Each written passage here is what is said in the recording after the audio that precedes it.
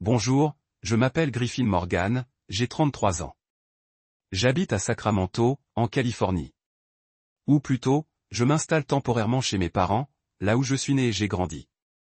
C'est le prix à payer pour les choix audacieux que j'ai faits à 33 ans. J'étais programmeur dans la Silicon Valley, travaillant pour une grande entreprise technologique avec un salaire confortable pour vivre confortablement. Mais j'ai démissionné. Une décision qui, assis devant le plafond fissuré de cette pièce, me laisse perplexe quant à son caractère courageux ou insensé. J'ai tout laissé derrière moi pour poursuivre mon rêve de start-up. Une entreprise d'agriculture technologique qui, je le croyais, pourrait changer la façon dont le monde produit de la nourriture. Mais pour l'instant, ce rêve n'est plus que des lignes de code inachevées sur mon ordinateur portable et un compte en banque qui s'amenuise à vue d'œil. Sacramento n'est pas l'endroit où j'ai choisi de retourner. Cette ville, avec ses rues bordées de chênes et ses après-midi étouffants, n'est pas un endroit qui nourrit les grands rêves. C'est là que j'ai grandi, où je faisais du vélo dans les rues tranquilles où mes parents, Donald et Brenda Morgan, ont bâti leur vie. Mais en y revenant maintenant, j'ai l'impression d'avoir échoué. Un fils de 33 ans qui dépend encore de ses parents pour dormir. Chaque fois que je descends les escaliers, j'entends le soupir de mon père, comme si ma présence était un fardeau inexprimé. Mon père, Donald Morgan, est le genre d'homme qu'on pourrait qualifier de patriarcal au sens propre du terme. C'est l'aîné de la famille, toujours fier d'assumer ses responsabilités, même si parfois je pense qu'il apprécie simplement le sentiment de contrôle. Il dirige une petite entreprise de construction, pas très prospère, mais suffisante pour maintenir notre famille dans la classe moyenne. Papa parle toujours d'argent, de comment gagner plus, de comment préserver les apparences devant la famille. L'argent est la seule chose qui vous fait respecter, Griffin, disait-il, le regard perçant comme s'il essayait de graver ces mots dans mon cerveau. Je n'ai jamais été d'accord avec lui. C'est peut-être pour ça qu'on s'est si souvent disputé depuis mon enfance, à 33 ans, et qu'il me regarde encore comme une ratée. Ma mère, Brenda, est différente. C'est le genre de personne qui vous fait rire en quelques secondes, mais on réalise ensuite que son sourire est souvent teinté d'intention. Elle est charmante, intelligente et a un don pour la flatterie quand ça l'arrange. Elle sait toujours comment apaiser papa, le calmer, mais je sais qu'elle a ses propres calculs. La vie est un jeu, Griffin, me disait-elle quand j'étais petite. Et il faut savoir jouer pour gagner.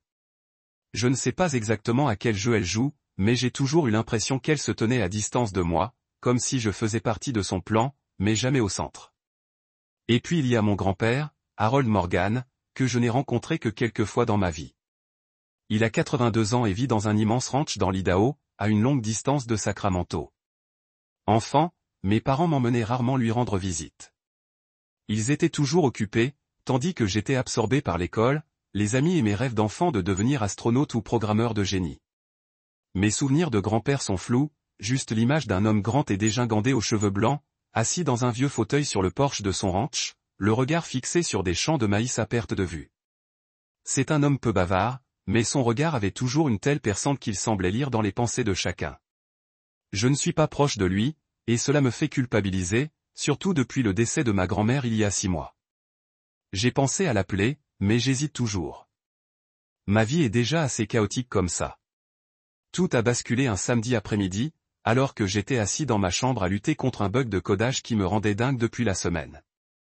La sonnette a retenti, me tirant de l'écran de mon ordinateur portable. J'entendis ma mère se précipiter pour ouvrir la porte, la voix aiguë de surprise.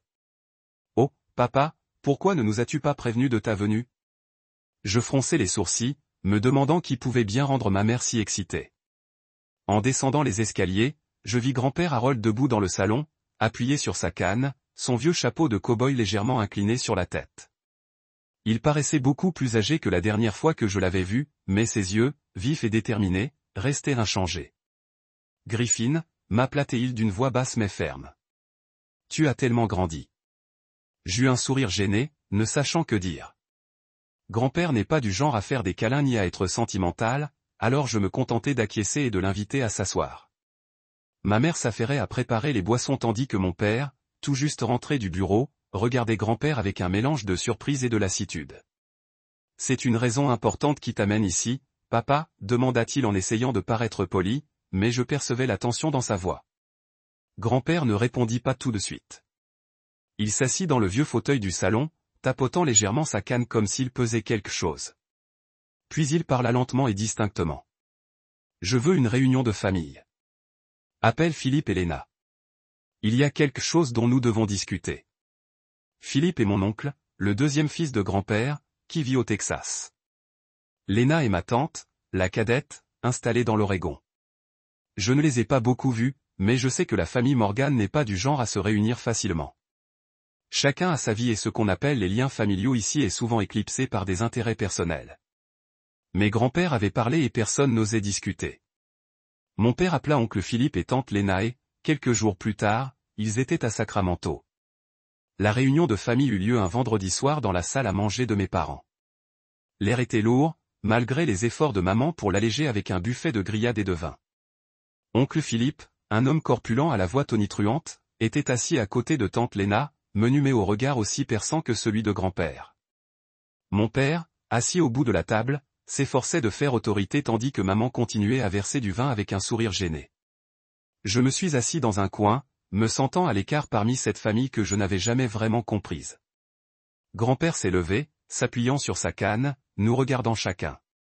J'ai vendu le ranch, a-t-il dit d'une voix égale, mais comme une bombe qui a explosé dans la pièce. Tout le monde s'est figé. Le ranch de l'Idaho était la fierté de grand-père, quelque chose auquel il avait été attaché toute sa vie. 1 200 000 $, a-t-il poursuivi sans croiser le regard de personne. C'est ce que j'ai, et je tiens à préciser une chose. Celui qui s'occupera de moi à partir de maintenant touchera la totalité de la somme. La pièce explosa, non pas dans le bruit, mais dans un chaos émotionnel. Mon père laissa échapper un rire bref et sec, comme s'il avait entendu une blague, mais réalisa ensuite qu'elle était vraie. « Tu es sérieux, papa ?» demanda-t-il d'une voix hésitante, ses yeux brillants comme un loup affamé qui flaire une proie. Maman, intervint d'une voix si douce qu'elle me fit frissonner. « Oh, papa, bien sûr que tu devrais rester avec nous. Notre maison à Sacramento est spacieuse et confortable.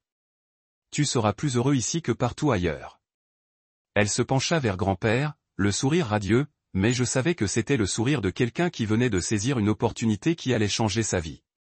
Oncle Philippe frappa la table du poing, ce bruit me fit sursauter. « Attends, rugit-il, sa voix résonnant dans la pièce. Au Texas, j'ai mon propre ranch 10 fois plus grand que cette maison exiguë. Papa, viens et je te traiterai comme un roi. » Il se tourna vers mon père, les yeux flamboyants. « Donald, ne pense pas qu'être l'aîné te donne un laissez-passer. Tu es occupé avec cette petite entreprise de construction. Comment peux-tu t'occuper de papa mieux que moi ?» Mon père se leva brusquement, sa chaise grinçant bruyamment.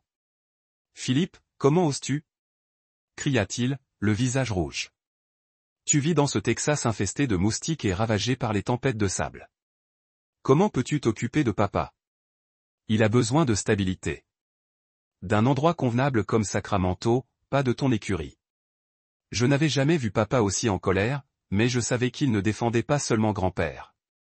Il défendait l'argent. 1 200 000 $. Ce chiffre était comme un incendie qui brûlait toute trace de décence dans la pièce. Tante Léna, qui était restée silencieuse jusqu'à présent, éclata soudain d'un rire aigu et tranchant qui fendit l'air. « Vous êtes hilarants tous les deux, dit-elle. » Sa voix était douce, mais pleine de sarcasme. Elle faisait comme si papa était un trophée à se disputer. Si on parle de soins, chez moi, dans l'Oregon, l'air est pur et ma maison est proche d'un grand hôpital avec les meilleurs médecins. Papa, reste avec moi, je m'occuperai de tout. De la nourriture, de la santé, tout ce que tu veux. Elle regarda grand-père, les yeux brillants de confiance. Papa, tu sais que je suis ta fille. Je prendrai mieux soin de toi que ces deux-là qui se chamaillent comme des enfants. Je restais assise là à les regarder se disputer tous les trois, leur voix devenant plus forte, plus tendue. Maman intervint, essayant de jouer les médiateurs, mais ne faisant en réalité qu'attiser le feu, insistant constamment sur le fait que papa était l'aîné, le plus responsable. Oncle Philippe raconta comment il avait aidé grand-père à réparer l'écurie quand il était jeune, comme si cela prouvait sa piété filiale. Tante Léna rappela qu'elle envoyait régulièrement des cadeaux à grand-père, alors que tout le monde savait que ce n'était que des biscuits bon marché de supermarché. Grand-père resta silencieux pendant toute la discussion, tapotant légèrement sa canne, le regard calme mais perçant comme s'il assistait à une pièce dont il connaissait déjà le dénouement. Finalement, alors que les voix de papa et d'oncle Philippe s'amplifiaient, grand-père leva la main, faisant signe à tout le monde de s'arrêter. Le silence retomba dans la pièce, à l'exception de la respiration haletante de papa et du tic-tac de l'horloge murale. Ça suffit, dit grand-père d'une voix basse mais autoritaire. Je ne veux plus rien entendre. Donald, tu es l'aîné. Tu prendras soin de moi. C'est ma décision. Papa esquissa un sourire triomphant. Maman frappa dans ses mains, poussant des cris aigus comme si elle venait de gagner une partie à gros enjeux. Oh, papa, quelle sage décision. On prendra grand soin de toi, dit-elle d'une voix mielleuse. Mais je vis les yeux d'oncle Philippe s'assombrir comme un orage sur le point d'éclater. Tante Léna se contenta de pincer les lèvres et de détourner le regard, mais je savais qu'elle était furieuse. Et je restais assis là, un malaise grandissant dans ma poitrine. La décision de grand-père ne se limitait pas au choix d'un logement. C'était un déclic. Et je savais que tôt ou tard, elle briserait cette famille. Le jour où grand-père déménagea officiellement à Sacramento, la maison de mes parents se transforma en scène pour un grand spectacle. Ma mère, avec son sens inné de l'organisation, transforma cette soirée en un festin somptueux. La table était dressée comme pour un banquet de mariage, une nappe de soie blanche, nos plus belles assiettes en porcelaine et une immense dinde rôtie au centre de table qui emplissait l'air d'un arôme si envoûtant que je devais admettre que maman y avait mis tout son cœur. Le vin rouge scintillait dans les verres, et la lumière du lustre se reflétait sur les sourires radieux de chacun. Mon père, d'habitude sévère, était tout en rire et en bavardage ce soir-là, levant son verre pour porter un toast à grand-père. Papa, désormais, tu es ici avec nous, et cette maison sera une vraie famille, déclara-t-il d'une voix tonitruante comme s'il s'adressait à des centaines de personnes. Grand-père était assis en bout de table, son verre de vin à la main, le regard calme mais indéchiffrable. Merci, mes enfants, dit-il d'une voix chaleureuse mais assurée. Puis, comme pour souligner sa décision, il se pencha lentement et ouvrit un vieux sac en toile posé au pied de sa chaise. Nous l'observâmes tous en silence. Il en sortit une liasse de billets, solidement attachés avec des élastiques, chaque liasse étant neuve et impeccable. Une odeur de papier et d'encre flottait dans la pièce. Il la déposa sur la table, juste devant mon père. Ceci est 1 200 000 $. Je vous les confie à tous les deux, dit grand-père. Le silence retomba dans la pièce, sans un battement d'œil. Puis ma mère rompit le silence. Oh mon Dieu, s'exclama-t-elle en se précipitant vers la table, frappant dans ses mains comme un enfant déballant un cadeau d'anniversaire. Papa, tu me rends si heureuse que j'en pleurerais. Nous te sommes si reconnaissants. Mon père a pris une liasse de billets, et je voyais ses mains trembler. Ses yeux brillaient, non pas d'émotion, mais d'une incrédulité avide et perplexe, comme s'il venait de tomber sur un trésor et hésitait entre le cacher ou crier de triomphe. Assis au coin de la table, j'observais la scène comme un spectateur réticent. Je ne savais pas trop ce que je ressentais, de l'admiration pour la générosité de grand-père ou du malaise à la vue de cette somme colossale entre les mains de mon père, un homme dont je savais qu'il voyait tout à travers le prisme de l'argent. Mais ce soir-là, personne n'a évoqué les tensions de la réunion de famille précédente. Tout le monde a ri, trinqué et fait comme si la famille Morgan était l'image même de l'unité parfaite. Les premiers mois se sont déroulés paisiblement, du moins en apparence. Ma mère s'est transformée en belle-fille idéale. Chaque matin, elle se levait tôt pour préparer le petit déjeuner avec du pain grillé, des œufs au plat et du café noir, comme grand-père l'aimait. Papa, j'ai fait le café à la mode de l'Idaho, disait-elle, son sourire aussi éclatant que le soleil matinal. Mon père prenait le temps d'emmener grand-père se promener dans le quartier, lui montrant les nouvelles maisons et vantant les mérites de son entreprise de construction. Tu vois, papa, Sacramento est en plein essor. J'utiliserai cet argent pour développer l'entreprise et te rendre fier, dit-il d'une voix débordante d'ambition. Grand-père hochait la tête, souriait parfois, mais je remarquais que son sourire n'atteignait jamais ses yeux. Dans ma chambre exiguë sous les toits, j'essayais de me concentrer sur ma start-up. Les lignes de code sur mon ordinateur portable étaient mon seul espoir d'échapper à ce séjour temporaire. Mais chaque fois que je descendais, je voyais grand-père assis dans le vieux fauteuil du salon, appuyé sur sa canne, regardant tranquillement par la fenêtre. J'ai commencé à lui parler davantage, non pas à cause de l'argent ou du devoir, mais parce que je sentais sa solitude. L'Idaho te manque, grand-père, lui ai-je demandé un jour, alors que nous prenions le thé sur la véranda. Il regardait au loin, d'une voix basse et mélancolique. Moi, Griffin. C'est là que j'étais vraiment moi-même. Ces mots me touchèrent le cœur, comme s'il était coincé dans un endroit qui ne lui appartenait pas. Les choses commencèrent à changer la deuxième année. L'enthousiasme de mes parents commença à s'estomper comme la peinture écaillée révélant le mur terne en dessous. Un matin, j'entendis maman se plaindre dans la cuisine. Sa voix n'était plus mielleuse. « Donald, tu sais, le coût de la vie a grimpé en flèche depuis que papa a emménagé. L'électricité, l'eau et sa nourriture. Comment fait-il pour manger autant ?»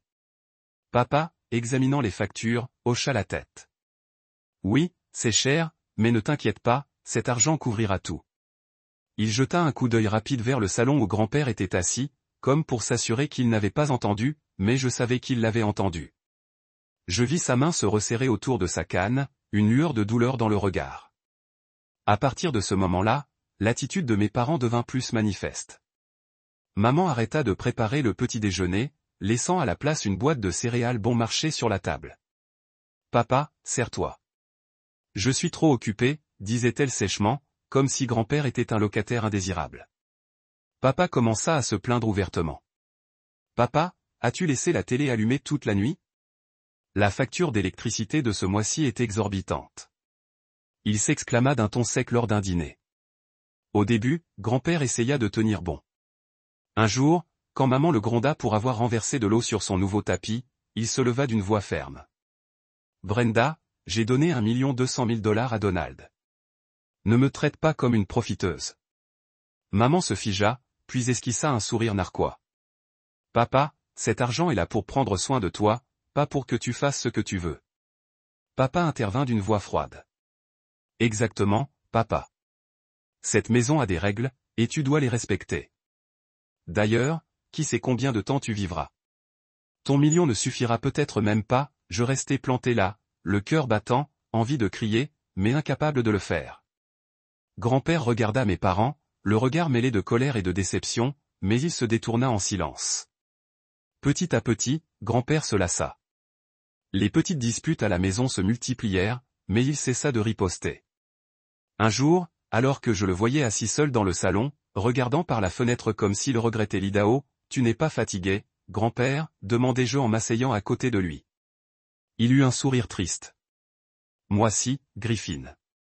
Mais à quoi bon se disputer ? Je veux juste la paix. » Ces paroles me tordaient le cœur, comme si je regardais un géant emprisonné. Durant ces jours tendus, grand-père et moi avons commencé à discuter davantage. Un après-midi, assis sur le porche, le soleil couchant dorant la rue, j'ai pris mon courage à deux mains et j'ai demandé, « Grand-père, pourquoi as-tu vendu le ranch ? Je pensais que tu l'aimais plus que tout. » Il marqua une pause, tapotant légèrement sa canne comme pour peser ses mots. « Je suis vieux, Griffin, » dit-il d'une voix basse comme le vent dans un champ. Le ranch était toute ma vie, mais c'était aussi un fardeau. Après le décès de ta grand-mère, je ne supportais plus d'y vivre seul. Je voulais me reposer, être près de ma famille. Je pensais que le vendre m'apporterait la paix. Il marqua une pause, une lueur de douleur dans le regard. Mais peut-être avais-je tort. Puis il se tourna vers moi. « Et toi, Griffin ? Comment va ta start-up ? Tu as quitté ton travail pour poursuivre un rêve qui ne doit pas être facile. » J'ai été surpris qu'il s'en soucie. « J'essaie, » dis-je avec hésitation. « Je veux développer un logiciel pour aider les agriculteurs à optimiser leur récolte, mais pour l'instant, je n'ai que quelques lignes de code sur un compte en banque presque vide. » Il hocha la tête, les yeux illuminés. « Bien. N'abandonne pas. Moi aussi, j'ai commencé de rien. Chaque fois que je tombais, je me relevais. Tu dois faire pareil. » Ces mots c'était comme une étincelle qui ravivait l'espoir en moi. Ces conversations devinrent le point d'éclair au milieu de la tension grandissante du foyer. Mais mes parents n'ont fait qu'empirer. Ils traitaient grand-père de fardeau, se plaignant des dépenses comme si les 1,2 million s'étaient évaporés. Un soir, alors que j'aidais grand-père à réparer une vieille radio, papa a fait irruption, le visage rouge. « Griffin, qu'est-ce que tu fais à traîner avec grand-père toute la journée ? Tu n'as rien de mieux à faire ?» aboya-t-il. J'ai essayé de rester calme. « J'aide juste grand-père, papa. » Mais grand-père me regarda, ses yeux disant, « Ne discute pas », je ne pouvais pas me taire.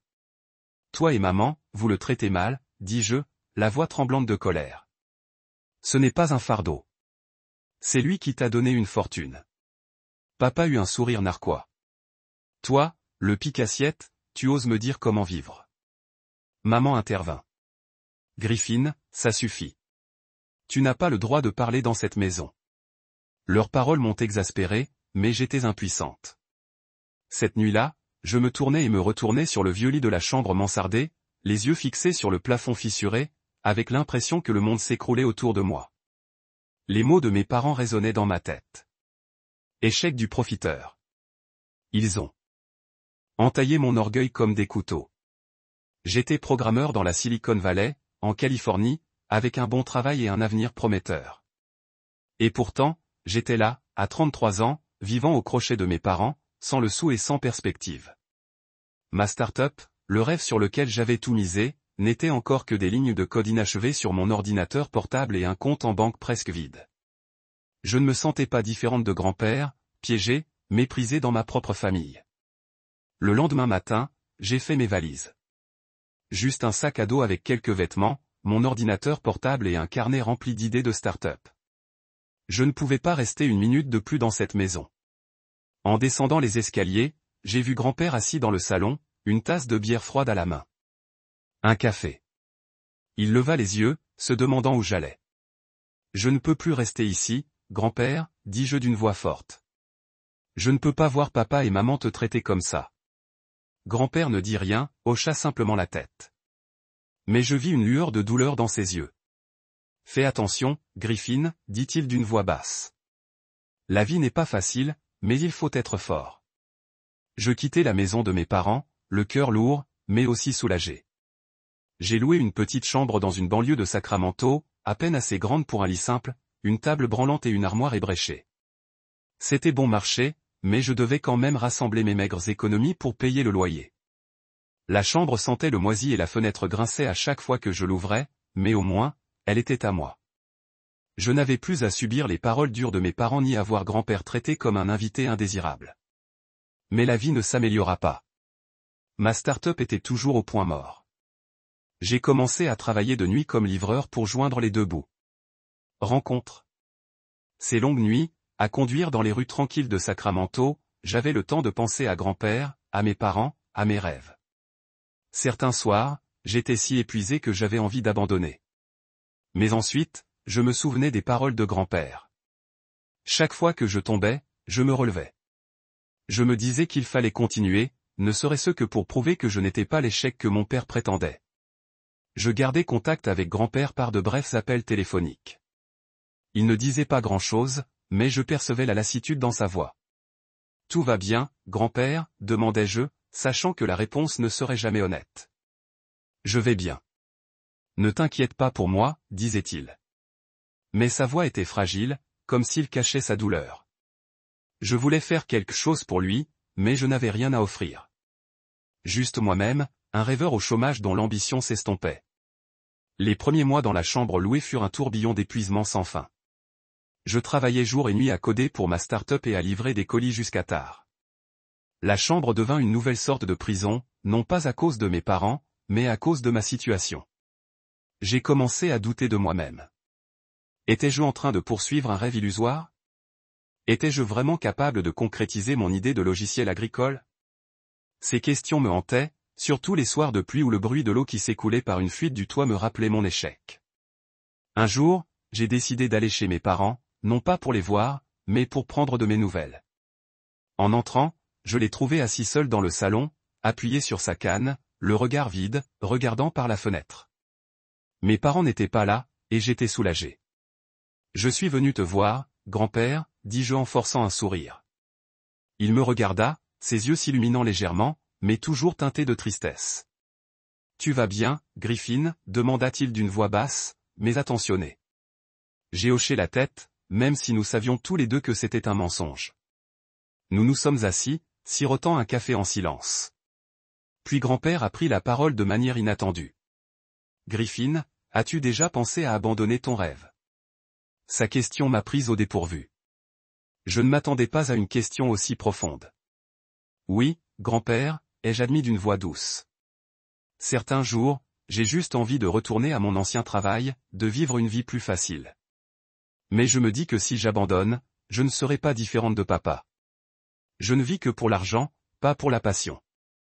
Grand-père hocha la tête, son regard semblant me transpercer. Bien. Ne fais pas comme ton père. Ne laisse pas l'argent t'aveugler sur qui tu es. Cette conversation fut comme une poussée d'adrénaline, mais elle ne put effacer les défis qui se profilaient à l'horizon.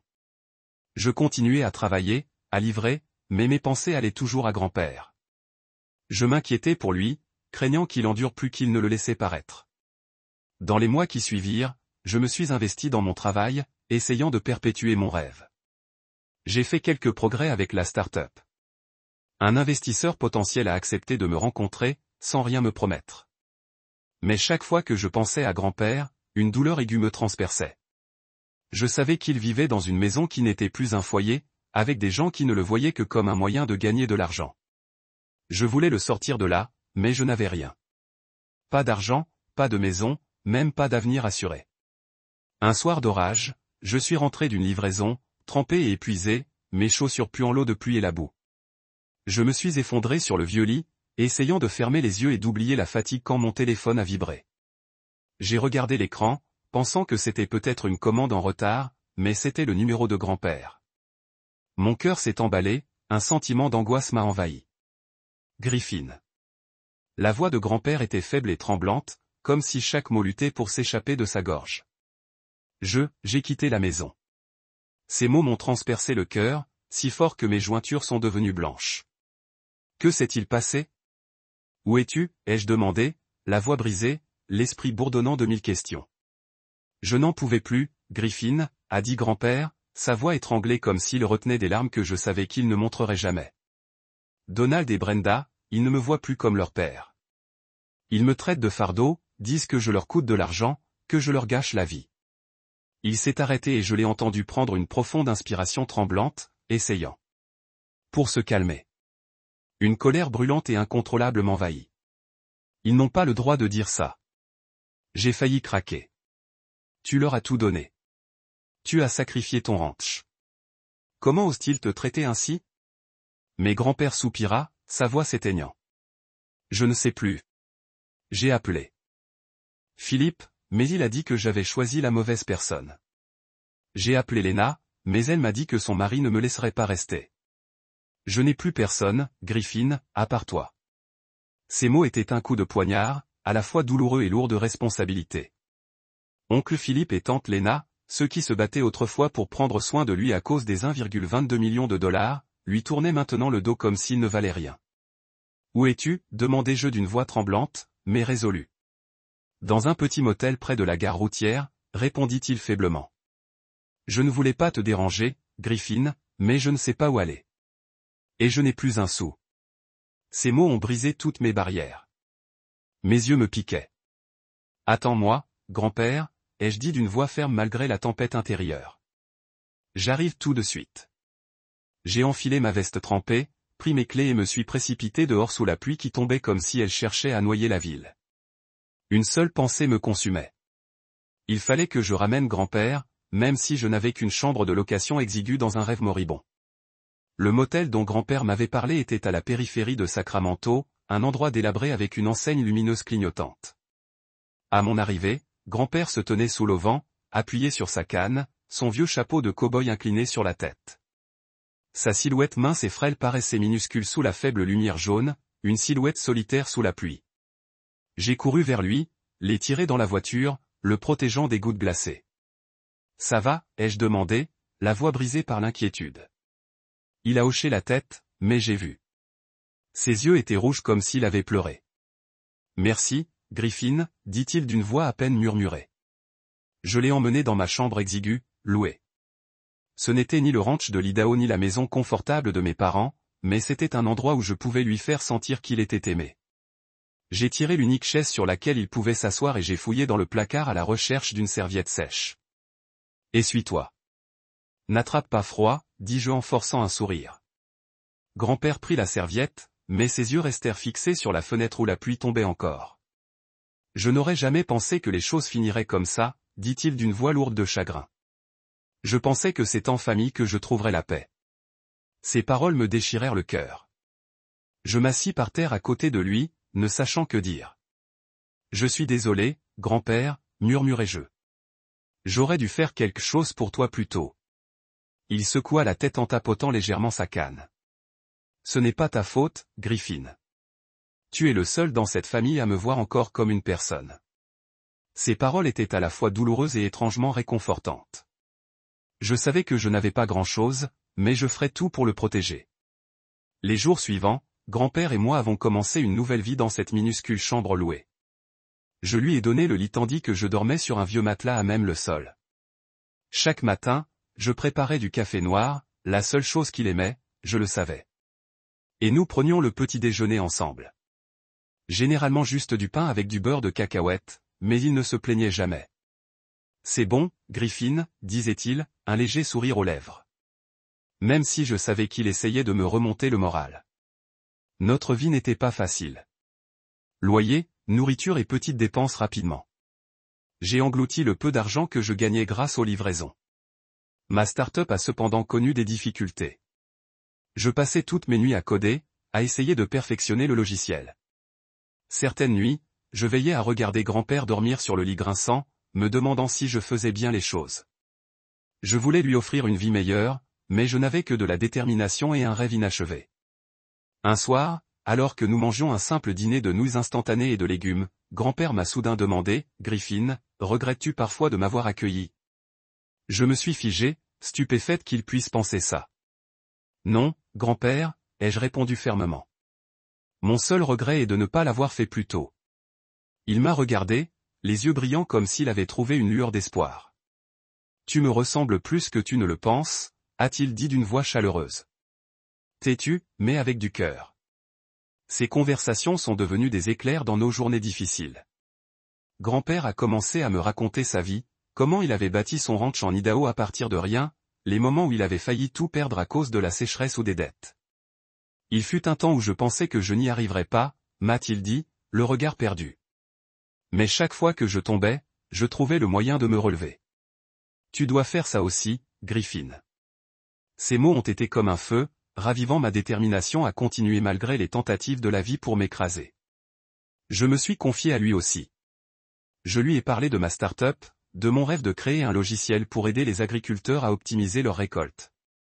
Je veux faire quelque chose de significatif, grand-père, ai-je dit. Mais parfois, j'ai peur de ne pas être assez fort. Il a hoché la tête en tapotant légèrement sa canne. La peur est normale, mais ne la laisse pas t'arrêter. J'ai eu peur 1000 fois, mais je suis toujours là. Ces mots m'ont fait me sentir moins seul. Un soir, alors que nous mangions un dîner simple, j'ai pris la parole auprès de grand-père. Grand-père, je pense que nous devrions exiger l'argent que tu as donné à mes parents. Ils ne le méritent pas. Grand-père leva les yeux, ses yeux lançant un bref éclair de surprise, puis de tristesse. Griffin, à quoi bon, demanda-t-il d'une voix basse mais ferme. L'argent ne fait pas la famille. Je secouai la tête, refusant d'accepter son raisonnement. Mais tu as sacrifié tout ton ranch. Ils n'ont pas le droit de dépenser cet argent tant que tu vis comme ça. Grand-père hocha légèrement la tête, sans rien ajouter, mais son regard semblait indiquer qu'il avait déjà accepté la perte de cet argent. Je ne pouvais pas l'accepter. Je décidai de retourner chez mes parents. Non pas pour les affronter. Je savais que ce ne serait pas facile, mais parce que je voulais faire quelque chose pour grand-père, ne serait-ce qu'une lueur d'espoir. Un samedi matin, je me rendis chez eux, qui ressemblait maintenant à un champ de bataille. En entrant, je vis mes parents dans le salon, papa regardant la télévision, maman sur son téléphone. Ils me regardèrent, sans montrer ni surprise ni chaleur. « Griffin, qu'est-ce que tu fais ici ?» demanda papa d'une voix froide, les yeux fixés sur l'écran. J'ai pris une grande inspiration, essayant de rester calme. « Je suis ici pour parler. » De grand-père, ai-je dit fermement. Je veux que tu me rendes l'argent qu'il t'a donné. 1 200 000 $. Cet argent lui appartient, et il en a besoin pour vivre mieux. Papa a laissé échapper un rire méprisant, le genre qui me donnait envie de frapper le mur. Rends-le-moi, a-t-il dit en se tournant enfin vers moi. Tu me prends pour une banque ? Cet argent a servi à prendre soin de lui pendant 1 an. Électricité, eau, nourriture. Tu sais combien ça coûte de s'occuper d'un vieil homme. Mon sang bouillait. Prendre soin de lui, ai-je crié, incapable de me retenir. Tu le traites de fardeau et tu lui cries dessus tout le temps. Ce n'est pas de l'empathie. C'est de l'exploitation. Maman s'est levée, les bras croisés, le regard glacial. Griffin, comment oses-tu parler à tes parents comme ça? Vous, un échec qui nous a vécu, avez maintenant le culot d'exiger de l'argent. Vous êtes tout aussi gourmand. Ces mots coupent comme des couteaux. Mais je n'ai pas reculé.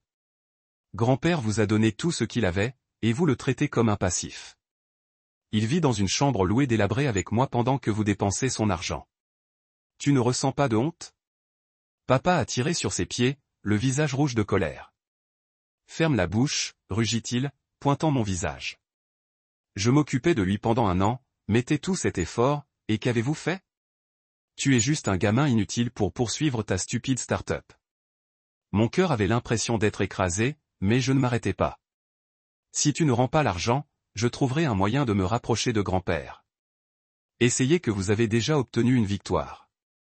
Cela. Dans la salle louée, grand-père était assis dans la vieille chaise en tenant un livre sur l'agriculture. Il leva les yeux, ses yeux lisant la défaite sur mon visage. N'a pas fonctionné, n'est-ce pas, demanda-t-il, sa voix douce, mais teintée de tristesse. J'ai hoché la tête, assis sur le sol à côté de lui, sentant que le monde était contre moi. Je suis désolé, murmurai-je, ma voix, s'étouffant. J'ai essayé, mais ils ne rendront pas l'argent. Ils ont dit que tout avait été dépensé pour prendre soin de vous. Grand-père hocha la tête, plaçant une main sur mon épaule, les yeux calmes. Je savais que cela arriverait, Griffin. Ne vous blâmez pas. Vous en avez fait assez. Je m'inclinai la tête, un poids pressant sur ma poitrine. Mais tu mérites une vie meilleure, dis-je, ma voix se brise. Je veux juste que tu aies une vie décente. Grand-père sourit, un sourire faible mais chaleureux. Tu m'as déjà donné ça, Griffin. Une maison, aussi petite, où je me sens respecté. C'est suffisant. Ces paroles m'ont donné envie de pleurer, mais je me suis retenu, saisissant sa main, sentant le tremblement dans ses doigts fragiles. Dans les jours qui ont suivi, grand-pa et moi avons continué notre vie difficile dans la salle louée. J'ai travaillé jour et nuit pour livrer des forfaits et essayer de terminer ma start-up. Mais le petit argent que j'ai gagné couvrait à peine nos besoins de base. Chaque fois que je voyais grand-père assis dans la vieille chaise, lisant sous la faible lumière, une douleur aiguë m'a poignardé. Je n'avais pas réussi à récupérer son argent, et cela m'a fait me sentir totalement inutile. Cette année-là, l'hiver est arrivé plus tôt que ce à quoi je m'attendais, apportant un rhume effrayant qui s'est infiltré à travers les mailles du filet de notre salle louée délabrée. Grand-père, bien qu'il ait essayé de maintenir un front fort, s'affaiblissait visiblement. Il toussa plus souvent, sèche, piratant des toux qui résonnaient toute la nuit, me réveillant. J'étais inquiet, mais il la brossait, la voix basse et rassurante. Juste un Griffin froid. Ne vous inquiétez pas. Mais je savais que ce n'était pas seulement un rhume. À 83 ans, sa santé avait été usée par des années de travail dur en Idaho et les mois d'être traité comme un invité indésirable dans la maison de mes parents. Un matin, alors que je préparais du café, j'ai entendu grand-père appeler du petit lit. Sa voix était faible, presque un murmure. Je me suis précipité vers lui, le trouvant allongé là, son visage pâle, sa respiration travaillant. Grand-père, criai-je, mes mains tremblantes en le touchant. Il a essayé de sourire, mais le sourire ne pouvait pas cacher son épuisement. Appelez une ambulance, a-t-il dit, sa voix faiblir. Sans une seconde pensée, j'ai composé le 911, mon cœur battant comme s'il pouvait éclater. L'ambulance est arrivée rapidement et je suis allé avec lui à l'hôpital. Les médecins ont déclaré qu'il avait une pneumonie sévère, probablement en raison de son âge et de son état affaibli. Il avait besoin de rester pour un traitement, mais le pronostic n'était pas optimiste. Je me suis assis à côté de son chevet en tenant sa main, sentant le tremblement dans ses doigts fragiles. Je vais rester ici avec toi, dis-je, ma voix s'étouffant. Grand-père hocha légèrement la tête, ses yeux brillant avec une trace de chaleur. Dans les jours qui ont suivi, j'ai à peine quitté l'hôpital. J'ai arrêté mon travail de livraison, ne retournant que dans la chambre louée pour prendre des vêtements et prendre quelques heures de sommeil avant de retourner. J'ai pris soin de grand-père, lui nourrissant des cuillerées de bouillie et plaçant des tissus frais sur son front lorsque sa fièvre augmentait. Il s'affaiblit chaque jour, mais ses yeux sont restés brillants, comme s'ils s'accrochaient aux dernières étincelles de la vie. Je lui ai parlé de ma start-up, des lignes de code que j'avais récemment terminées, même si je savais qu'il ne comprenait peut-être pas complètement. Je vais le faire, grand-père, dis-je, forçant un sourire. Il hocha la tête, sa voix s'évanouit. Je crois en toi. Mes parents, l'oncle Philippe et tante Léna ont visité l'hôpital, mais seulement par obligation.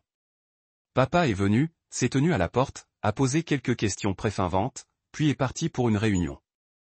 Maman a apporté un bouquet de fleurs bon marché, l'a mis sur la table, et s'attroligne sur son téléphone, a donné un coup d'œil à des mots à un coup d'œil, et à l'oncle Athèmne, à Thèse de Lerena, a montré une fois, a offert des mots vides, et de l'oncle Athèmne, de l'oncle de Lerena, de l'oncle Athèmne. Les gens qui ont appelé grand-père, mais leurs actions étaient comme une performance pour sauver le visage. Éveillez-vous, le voyant me regarder, ses yeux assombris mais remplis d'amour. Griffin, murmura-t-il, sa voix si faible que je devais me pencher près, mais il ne dit plus rien.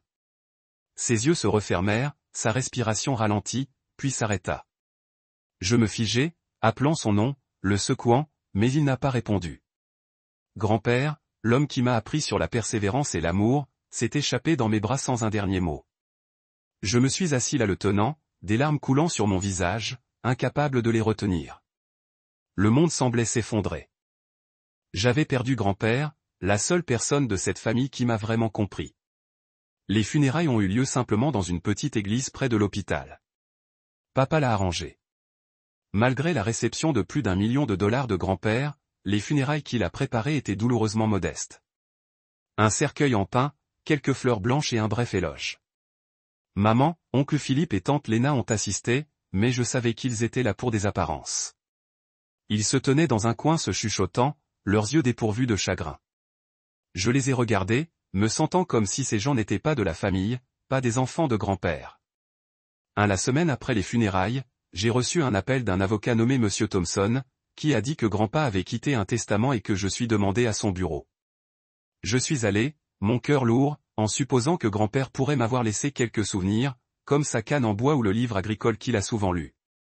Le bureau de l'avocat était au centre-ville de Sacramento, propre et haut de gamme, un contraste frappant avec ma vie.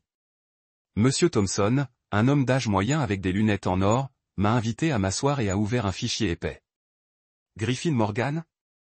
Il a commencé sa voix calme. Monsieur Harold Morgan vous a quitté toute sa succession. J'ai hoché la tête sans surprise, pensant que ce pourrait être quelques petits articles. Mais alors Monsieur Thompson a continué, et ces mots m'ont frappé comme un éclair. Harold n'avait pas seulement les 1,2 million de dollars de la vente du ranch. Il possédait un portefeuille d'une valeur de plus de 20 millions de dollars, y compris des actions et une quantité importante d'or. Il a accumulé cette richesse sur 50 ans tranquillement sans que personne dans la famille ne sache. Je me suis assis là étourdi, incapable de croire mes oreilles. 20 millions de dollars. Grand-père, qui j'ai toujours pensé être un simple fermier qui vivait avec moi dans une chambre louée minable, était-ce riche? Êtes-vous sûr? Ai-je demandé, ma voix vacillait. Monsieur Thompson hocha la tête, glissant une pile de documents vers moi. C'est le testament réalisé il y a 2 ans et légalement notorié. Harold vous a tout laissé, Griffin, avec une condition. Vous devez utiliser cette richesse pour faire quelque chose de significatif. La pièce semblait tourner.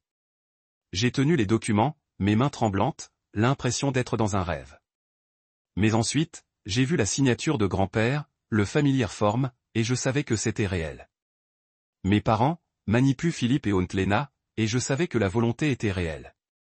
Et quand Monsieur Thompson a annoncé les détails, la pièce est tombée dans un silence mortel. Nous avons pris soin de lui. Pourquoi le donner à cet enfant? L'oncle Philippe et la tante Léna ont été également choqués, leurs yeux se tournant vers moi avec ressentiment. Que as-tu fait pour le tromper, Griffin? Demanda tante Léna, sa voix tranchante. Je n'ai pas répondu, je me suis assis là, mon esprit toujours sous le choc. Je ne savais pas que grand-père était si riche. Je savais seulement qu'il était l'homme qui m'avait enseigné l'amour et la persévérance.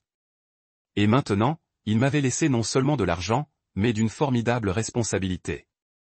Une énorme fortune. Ils ont appelé constamment, leur ton se déplaçant entre les discours doux et les menaces.